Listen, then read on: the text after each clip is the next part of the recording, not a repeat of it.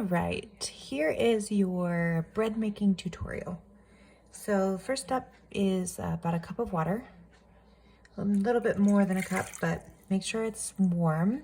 It should be a little warmer than, comfortable for your fingers, which is about 110 degrees.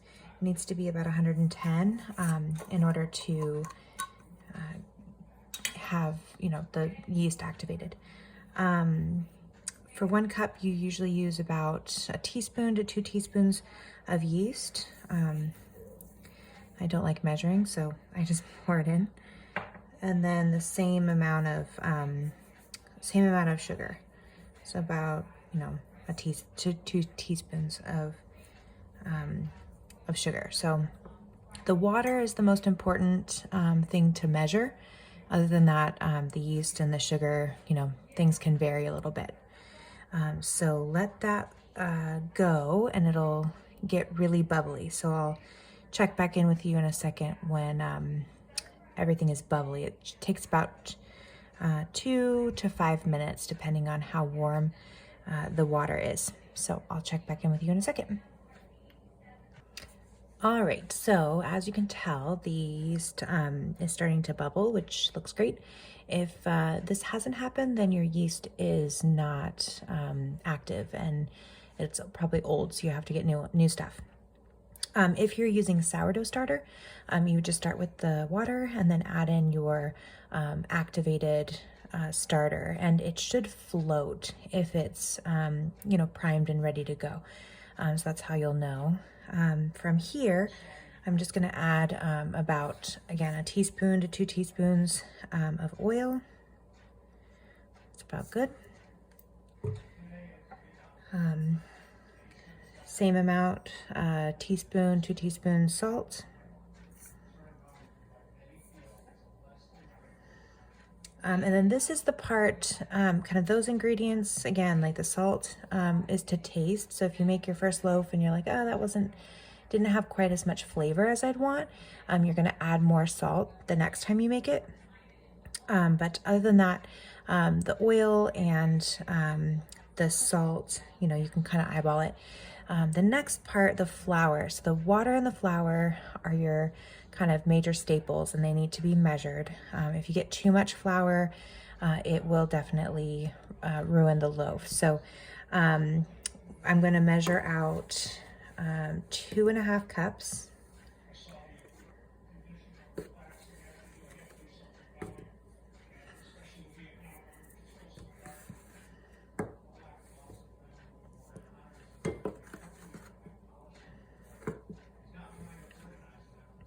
And I'll just start there and then I'll add more. So as I mix in the beginning, you're wanting to just kind of get all of that liquid absorbed.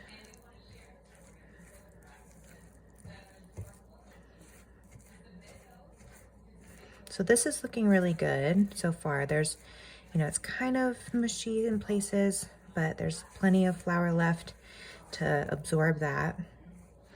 I don't want too much excess flour. I also don't want it to be too sticky. So you can tell the texture is really good. It's not like slimy. If you see it where it looks really, really sticky, you'll want to add a little bit more flour at a time, just to kind of get it to come together. So even when I go like this, I still see it's not really shiny. So once it's at that stage, I'm just gonna leave it for 10 minutes, and that way the flour and the water can absorb, and then I'll start the kneading process. I'll check back with you in a second. All right, so at this point, everything is, sort of been able to absorb, give it some more time. So the kneading process is going to be easier. All right, I'm going to wash my hands, and then when you start kneading, it's easier to do it with wet hands. So just wash your hands and then leave them wet.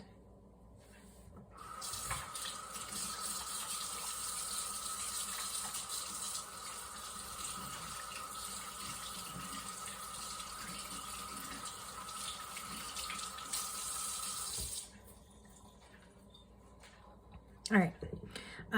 So when you start to feel the dough, you'll notice that it has this sort of elastic quality to it, and that's what we're looking for. So if it's not quite that elasticy, like really good Play-Doh texture, then cover it and just wait a little longer. But that's what you're looking for. As you need some, you'll start to see maybe it's a little shiny. So you can add a little bit of flour in at that point. We don't want it to be shiny. We want it to be, really nice and soft but firm at the same time. So, like dense Play-Doh. So as you can see, I'm just kind of I don't want to stretch too much because at this point the bread is going to break, the gluten strands are going to break. So I'm just being really gentle just to kind of fold it on top of itself. And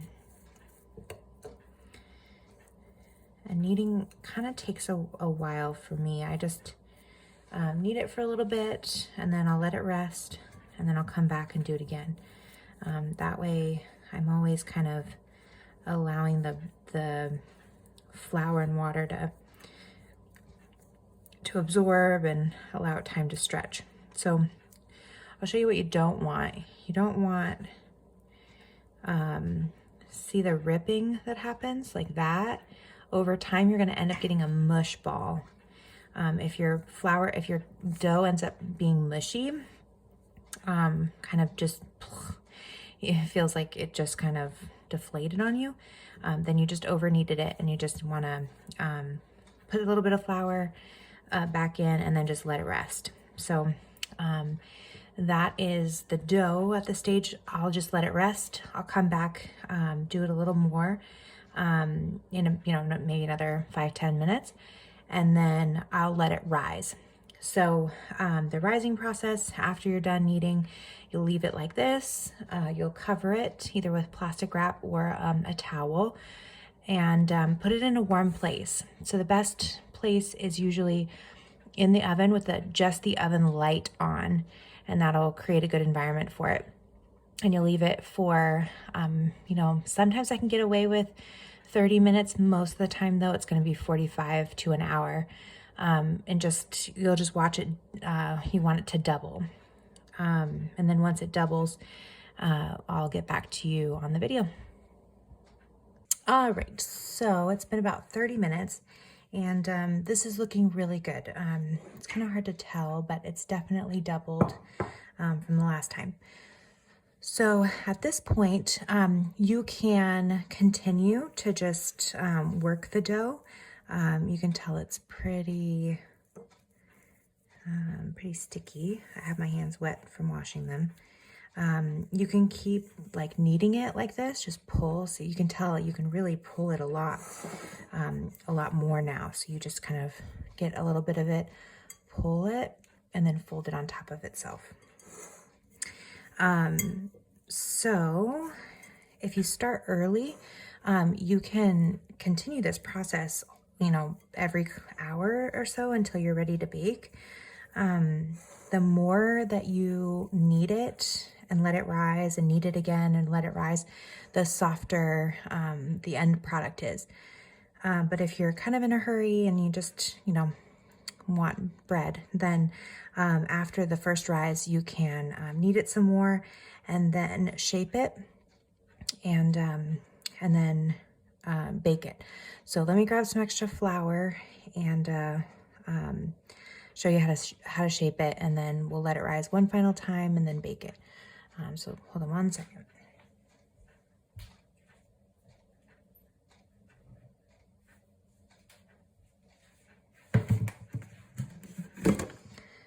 So when you're doing this, you don't want to add a lot. Just want enough where it's not going to stick to things.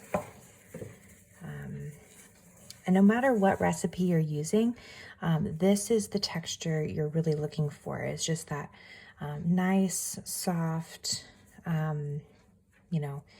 pliable kind of dough feel. So it's kind of squishy between your fingers. Yeah, so no matter, if if you're working with sourdough, or if you have the, any kind of recipe with bread, this is perfect kind of squishy bread texture. So what I'm kind of doing is like folding it under on top of itself. The idea is just to tighten create tension over this surface. You can kind of pinch it a little bit on the bottom as you are folding it. But you're just going to want to shape it into a really nice ball. And yeah, just adding a little bit of flour to your hands, or getting them, usually at this point I don't get my hands too wet. I just use the flour. Once you feel like you got a good shape, then you just transfer it onto your cookie sheet with some parchment paper. And again, cover it with a towel and let it rise again for about 30 minutes. And I'll check back with you. All right, back again. So at this time, it's risen for 30 minutes, and this is looking really great. So what you can do to test it is just push, and you'll want it to bounce back, but not all the way. So this is a really perfect rise. So you'll just take a sharp knife. You'll set the oven temperature to 385, and then when you're ready, which sometimes I wait for the oven to preheat, other times I don't. But right before you put it in, you'll just want to slash it. So this is scoring.